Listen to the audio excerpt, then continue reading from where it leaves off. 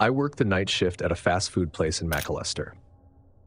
It's not the worst job, but after frying onions for 6 hours straight, all you want is to not smell like grease and hang with people your own age. So when my buddy Jackson hit me up about doing a bonfire at Lake Eufaula, I was in. No hesitation. It was early June, one of those nights where it doesn't really cool down, even after sunset. We'd done the bonfire thing before, at this same little spot down a dirt path near the water. No cell service, no lights, no signs. Just the lake, some trees, and enough driftwood to keep a fire going for hours. We got there a little after 8. Me, Jackson, his girlfriend Tori, her 2 friends Kayla and Bree, and a couple of guys I kind of knew from high school. People brought leftover fast food, half a pizza, McNuggets, warm Gatorade, some beers that were probably stolen from someone's dad. It was that kind of hangout. We got the fire going, played music off a Bluetooth speaker, and just chilled. Classic summer night stuff. People talking over each other, couples sneaking off to the lake, someone yelling because they stepped on a prickly pear, barefoot. It felt normal. Too normal in hindsight. It was just after 10 when we noticed him. I'd just come back from peeing in the woods when I spotted this guy standing on the edge of the firelight. Hoodie up, hands in his pockets, just watching. At first, I didn't think much of it. People wander down from other campsites all the time. That's what I told myself. He walked up slowly, nodded at us like he owned the place. Jackson gave him a quick, "Hey, what's up?" And the guy nodded again, then just stood near the fire. Didn't say his name, didn't ask anyone theirs. Tori assumed maybe he was someone's friend. I assumed the same. That's kind of how these things work. Half the people are just tangentially connected anyway. But there was something off. He wasn't shy or drunk, just real quiet, like he was sizing everything up. He didn't touch the food or the drinks, just sat there staring at the fire, checking all of us out like he was taking inventory. Then he started talking. He asked Jackson, real casually, "Which car's yours?"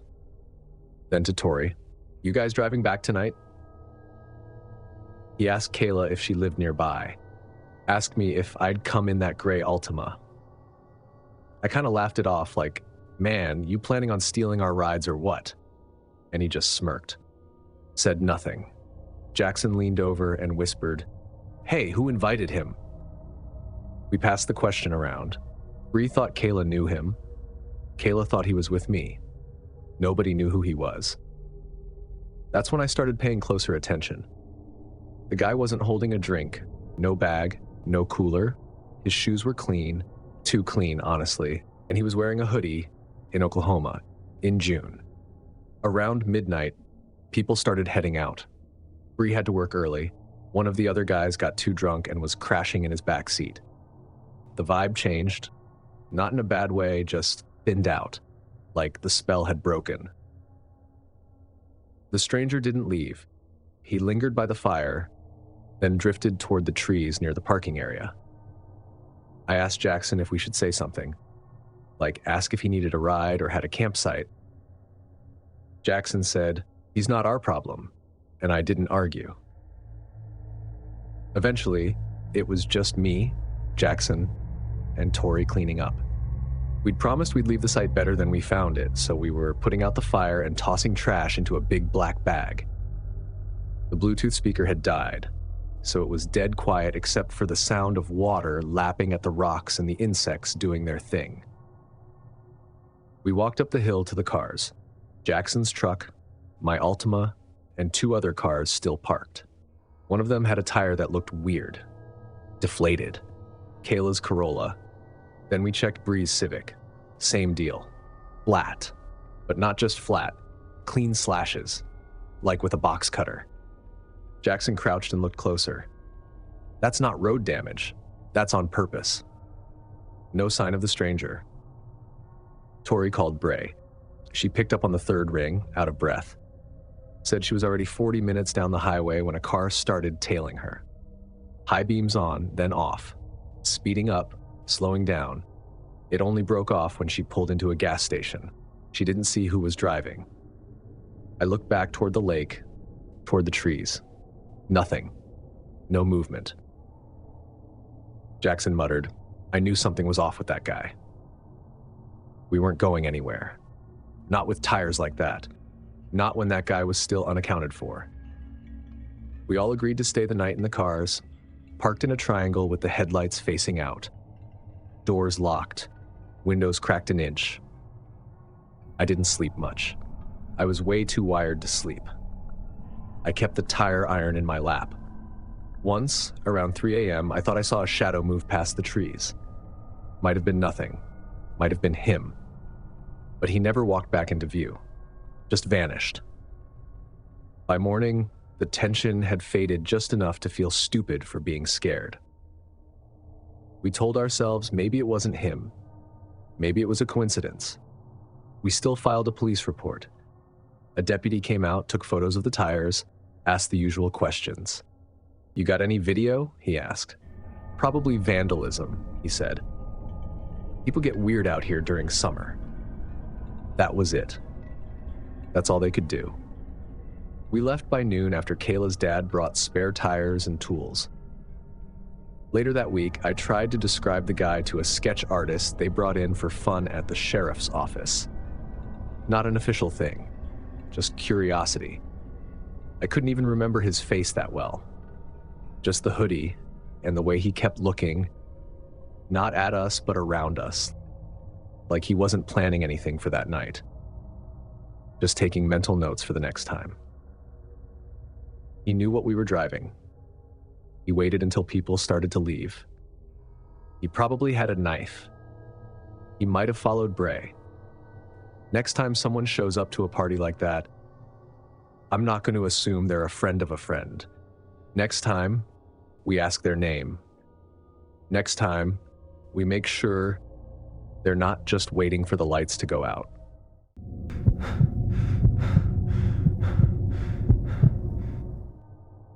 This was supposed to be one of those team bonding weekends. You know the type. Your manager books a place, everyone pretends to forget their coworkers, and you spend 72 hours trying to be fun without making it weird. For what it's worth, I was on board. We just wrapped up a chaotic quarter, and the thought of 3 days by Lake Kiowee with free wine, grilled food, and no Outlook notifications sounded like a fair trade for awkward small talk with Brian from accounting. There were 6 of us total. Me, Brian, my manager Heather, our marketing lead Tanya, and 2 of the new hires, Kevin and Jade. We split the cost of a big rental cabin just off the water. 2 stories, wraparound porch, private dock, and according to the Airbnb listing, charming mountain vibes. It actually was charming. Rustic wood paneling. One of those open concept kitchens that looks good in photos, but makes it impossible to sneak snacks. And a big stone fireplace that none of us would ever use in June. We got in late Friday, dropped our bags, and started in on the wine before we'd even claimed bedrooms. Kevin grilled burgers, Tanya kept offering tequila, and by the time we got around to organizing rooms, nobody cared who got what. Well, except the upstairs room. That one we all passed on. The upstairs bedroom was technically the master, but it smelled like it hadn't been used in years. Not musty exactly, just stale. There was dust on the dresser, a dead fly in the ceiling light cover, and some ancient-looking pillows that felt like they'd turn to powder if you hit them too hard. We all voted to just keep the door shut and sleep downstairs. I ended up in the smaller guest room near the hallway, with Jade on the pull-out in the den and the others in the bunks and second guest bed. We were unpacked, half-drunk, and fully leaning into the we're-not-at-work energy. That night was uneventful. But in the morning, Heather noticed the back door was unlocked. We were all sitting around the table eating leftover chips and store-brand muffins when she mentioned it. "Was anyone outside last night?" she asked. "No," said Brian, squinting at his coffee. Why? Because the back door was open a crack. We kind of looked at each other. I assumed someone just forgot to lock it after taking out a beer. Then Brian shrugged and said, "Could have been me. I sleepwalk when I drink. Ask my ex." So of course, that became the joke. Every time something was slightly off, we blamed the ghost of drunk Brian. Trash bag knocked over? Brian. Wine bottle missing? Brian. Bluetooth speaker mysteriously dead? Ghost Brian strikes again. The second night, we were sitting out on the deck playing some card game. None of us fully remembered the rules to, when Jade mentioned hearing footsteps upstairs. We all kind of paused. "Like, now?" I asked. "No, last night." I figured someone was checking out the room, but it didn't sound like walking, more like pacing. That room had no carpet, just old hardwood floors. It would have echoed. Kevin joked it was lake spirits, but the energy shifted after that. That night, I kept staring at the ceiling. Not because I was scared, just unsettled. I kept thinking about what Jade said. Sometime around 3 a.m., I heard something too. 3 solid thuds, then nothing. The next morning, I got up early to make coffee and saw it. Muddy footprints. Not huge ones, not boots. Barefoot. They started at the bottom of the stairs and went halfway down the hallway, right past my room, then back up again. I stood there staring at them, trying to logic my way through it. Had someone gone for a walk outside and come back in barefoot? Why go upstairs, though, if no one was staying there? I called the others over. Heather immediately looked uneasy. Kevin tried to wipe one with his finger and just said, "That's not old mud." We checked all our feet. Dry, clean, and nobody had gone upstairs. Not even to snoop. We opened the upstairs door again. Same musty smell, same setup, but something was different. The window was cracked just enough to see the screen had been pushed outward. Not much, just a slight bulge. Like someone had wedged it open with a screwdriver and then tried to fix it back before we noticed. Brian went pale. What if someone's been coming in? We all kind of stood there like idiots, waiting for someone to laugh. No one did. Heather called the cabin owner. He sounded confused and said no one else had access. No spare keys, no caretaker. Then she called the local sheriff's office. 2 deputies came out that afternoon. I could tell they thought we were just city people getting freaked out by a raccoon or something. They looked around, asked a few questions, noted the footprints, took photos. "Could be someone squatting nearby," one of them said. "We've had reports like that." They didn't find anyone. Didn't even file a full report. Just told us to keep the doors locked and call if anything else happened. By nightfall, half the group wanted to leave. But we'd paid for the whole weekend, and Heather was trying to keep things together. I decided I'd stay up. Not because I was brave or anything. I just wanted answers. I sat on the couch in the den, lights off, Kindle open but didn't read a single word. It was around 2:30 a.m. when I heard something. You ever hear something so quiet it makes you question if it was real? Just a soft click, like a latch being undone. Then the creak of the back door. I didn't move right away. I just listened. There were footsteps, slow, heavy. They moved down the hall, then, without hesitation, ran up the stairs. That's when I flipped the hallway light on. Too late. Nothing in sight. But I swear to you, someone was in that house. We didn't wait for morning. We called the cops right then. They showed up again, searched everything top to bottom. This time they found something. Under the upstairs bed, tucked way in the back, was a sleeping bag. Not the kind we brought. Different brand. And a single sock. They couldn't tell how long it had been there. Could have been weeks. Could have been days. All I know is it wasn't there the first time we looked. Somebody had been watching us, listening, sleeping above us while we joked, drank, and blamed Brian. We left the next morning, early and silent. Heather got a partial refund. Brian made a whole Reddit post about it. But me? I haven't booked a cabin since. Because that's the thing. Sometimes it's not a ghost or a bear or just bad wiring. Sometimes it's a person.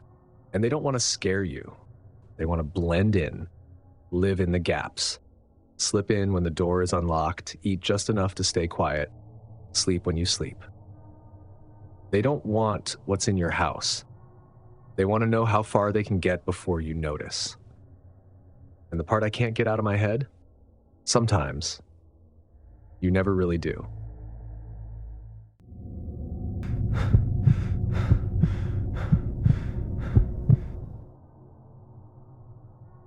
Right after graduation, I hit a wall.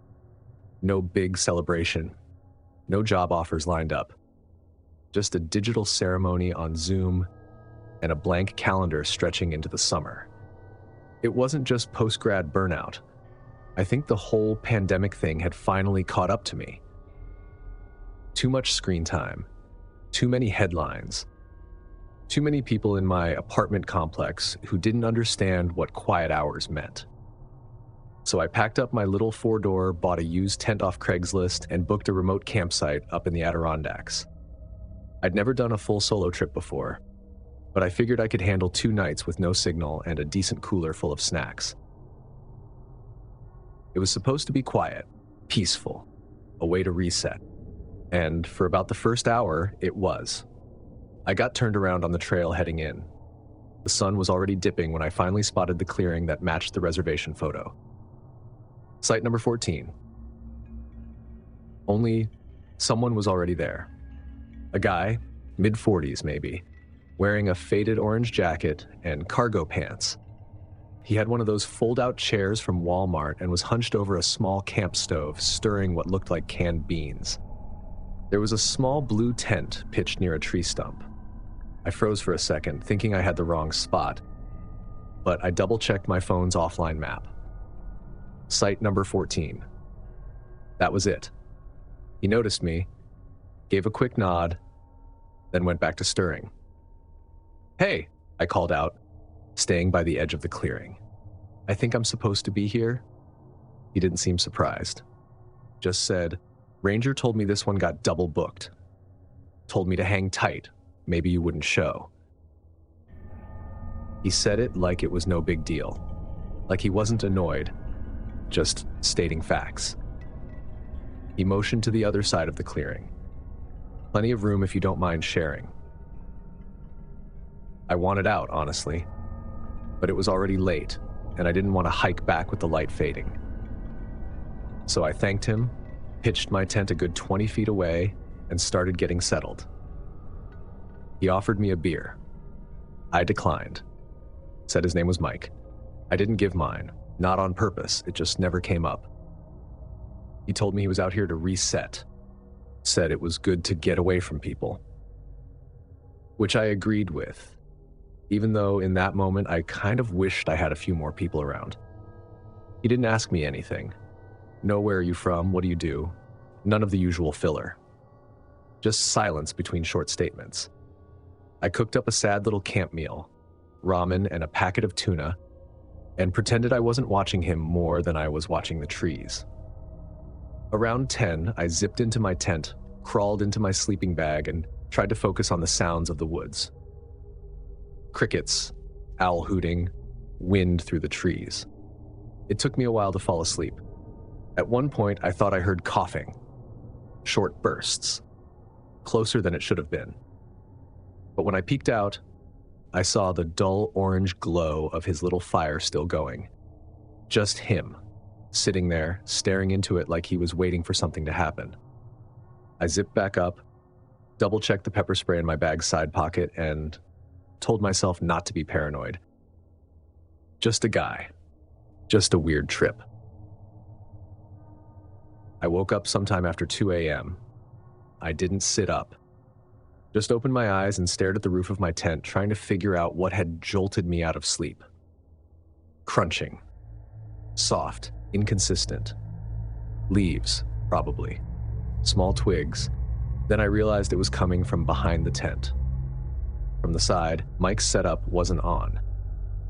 I reached for my flashlight, clicked it on, but kept it low. The crunching stopped, and then I heard it. The unmistakable sound of a tent zipper. My tent zipper. Starting at the top, moving slowly. I didn't think. I just yelled, loud. Some messy string of hey and back off, and scrambled upward, kicking at the front of the tent with both feet. I burst out with the flashlight aimed straight ahead. No one there, but Mike was back at his fire, sitting calmly, watching. Must have been the wind, he said. Didn't even smile. Just said it flat, like a joke that didn't need to land. I didn't say anything back. I just went back to my tent, yanked out my bag, my food, my keys, tossed it all into the car. I didn't leave. I was too tired, and the roads out of there were pitch black. But I locked the doors, cracked the windows, and curled up in the back seat with my bag under my head and my knife clutched in one hand. Every sound outside made me tense up. I never saw him walk back to his tent. When the sun came up, I didn't even bother with coffee. I drove straight to the check-in station. The ranger there was an older guy, nice enough, asked how the trip was. I told him someone was already at my site, that he said it was double booked. The ranger frowned and typed something into his computer. There's no one else listed for Site 14. Hasn't been for the past 2 weeks. I asked if maybe someone hiked in without reserving. He shook his head. That site's 2 miles from the nearest trailhead. We keep track. It didn't hit me until I was back on the road, half an hour later. I never saw his car. Not when I pulled in. Not when I packed up. No tire tracks. No gear aside from the tent and that one little stove. It was like he just appeared. And then sat there, quiet, waiting to see what I'd do. I still think about that night. Not because I think he was going to hurt me, though maybe he was. If he was just squatting, fine. But why lie about the reservation? Why unzip my tent? Maybe he was living off the grid. Maybe he was looking for a way back into society, or maybe he just liked being out there. But he didn't expect me to fight back.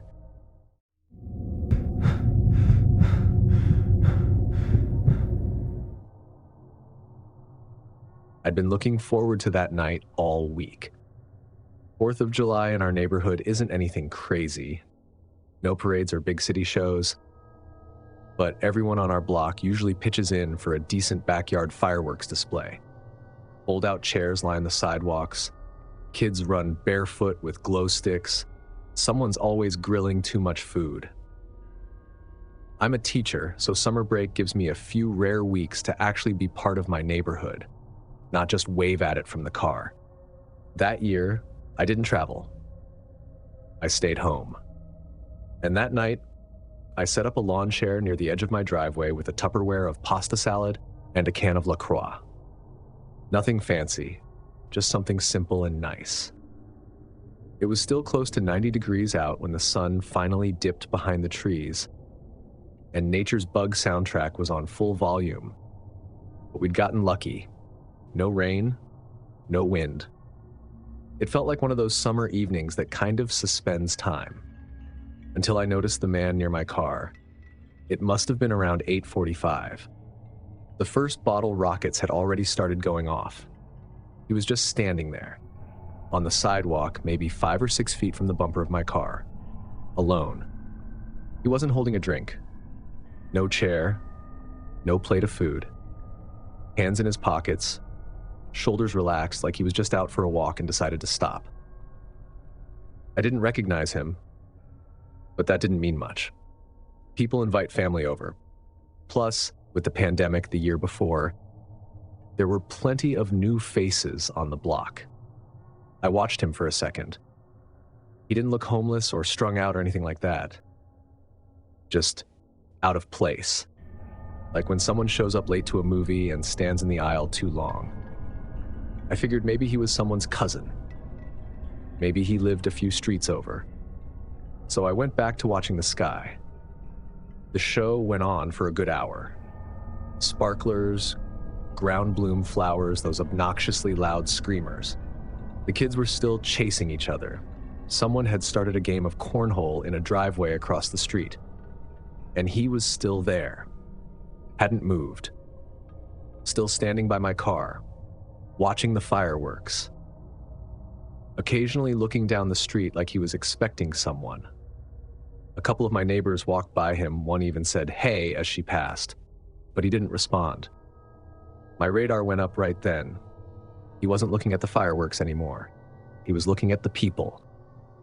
Eventually, people started wrapping up, chairs got folded, paper plates went in trash bags, kids were herded inside. It was close to 10 when I started gathering my things. I was still sitting alone in my driveway, sipping the last of my LaCroix and scrolling through photos on my phone. That's when I realized he was still standing there. Same spot, same posture. My car was parked along the curb, a few steps from my front walkway. I needed to park my car in the garage, and to do that, I had to walk toward him. I hesitated. It felt silly. It was a well-lit street. I had my phone. There were still porch lights on and people inside houses. So I stood up and casually walked to the car, pretending to look distracted. Keys in hand, smile ready, just in case. He turned to face me as I got closer. And then he said, "Nice house. You live at the corner, right?"